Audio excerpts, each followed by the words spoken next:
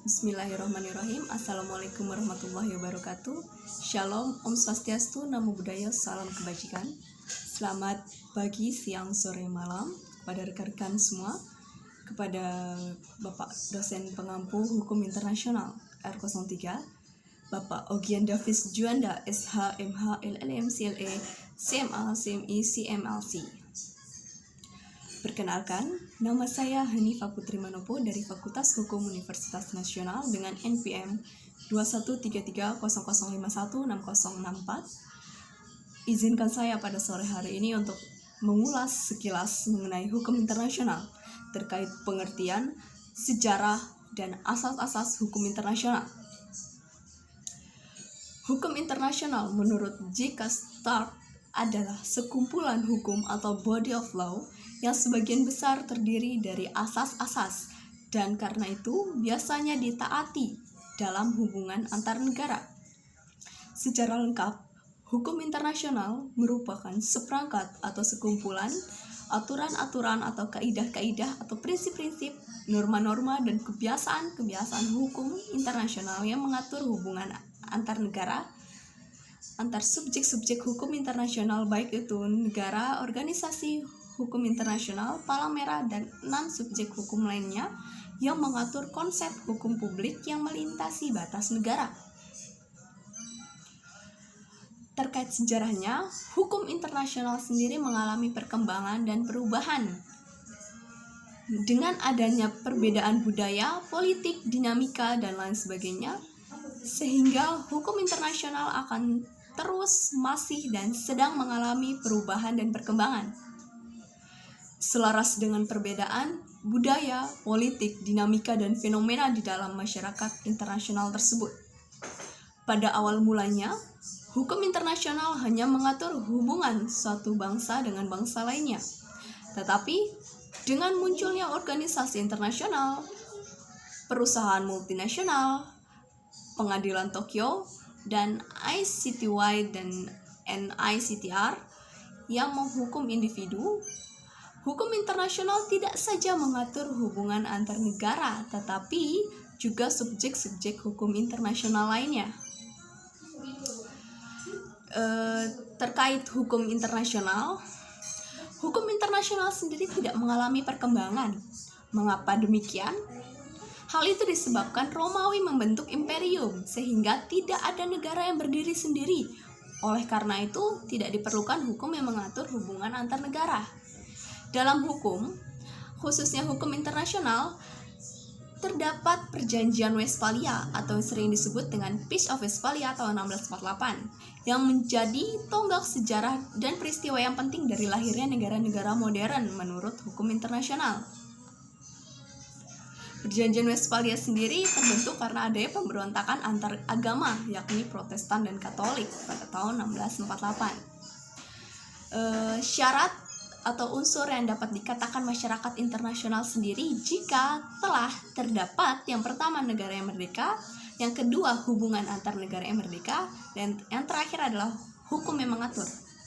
Oleh karena itu, dalam hukum termasuk hukum internasional terdapat kata-kata ubi societas ubi ius, yang berarti di mana ada masyarakat, disitulah ada hukum. Jumlah negara di dunia saat ini sudah tercatat ada 195 anggota PBB, 201 negara parsial, 204 negara yang mengakui kemerdekaannya sendiri, 206 negara olimpiade, dan 211 negara yang terdapat di FIFA. Hukum internasional sendiri memiliki 3 wujud, yakni yang pertama adalah hukum internasional umum, yaitu hukum internasional yang berlaku untuk semua masyarakat internasional tanpa melihat aliran pemerintahan, agama, ras, sistem ekonomi, dan lain sebagainya. Contohnya adalah UDHR. Yang kedua yaitu hukum internasional regional, berkembang karena kebutuhan tertentu di suatu wilayah tertentu atau terbatas kawasan wilayah tertentu. Contohnya adalah ASEAN dan kekayaan hayati laut atau biasa disebut dengan Conservation of the Living Resource of the Sea yang pertama-tama tumbuh di benua Amerika. Yang ketiga yaitu hukum internasional khusus, yaitu hukum internasional yang tumbuh karena adanya kepentingan-kepentingan tertentu yang disepakati untuk dituangkan dalam perjanjian multilateral. Contohnya adalah NATO, Konvensi Eropa tentang Hak Asasi Manusia, dan OPEC. Dalam hukum internasional juga memiliki asas-asas, diantaranya adalah asas teritorial yang merupakan asas yang berdasar pada kekuasaan suatu negara atas daerah atau wilayahnya. Yang kedua yaitu asas kebangsaan yang memiliki kekuatan ekstrateritorial, artinya hukum negara tetap berlaku bagi seorang warga negara walaupun ia berada di negara lain. Dan yang terakhir adalah asas kepentingan umum yang merupakan asas yang didasarkan pada kewenangan negara untuk melindungi dan mengatur kepentingan dalam kehidupan masyarakat. Dalam hal ini, negara dapat menyesuaikan diri dengan semua keadaan dan peristiwa yang berkaitan dengan kepentingan umum. Dalam hukum internasional juga memiliki prinsip umum yang diakui oleh masyarakat internasional. Di antaranya adalah yang pertama, Pacta Sunt Servanda, yaitu asas hukum yang menyatakan bahwa setiap perjanjian menjadi hukum yang mengikat bagi para pihak yang melakukan perjanjian.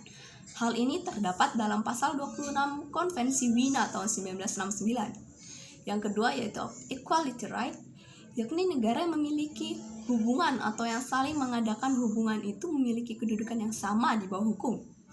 Yang ketiga yaitu resiprositas atau asas timbal balik, yakni tindakan yang dapat dibalas setimpal oleh satu negara terhadap negara yang lainnya, baik tindakan tersebut memiliki sifat positif maupun sifat negatif.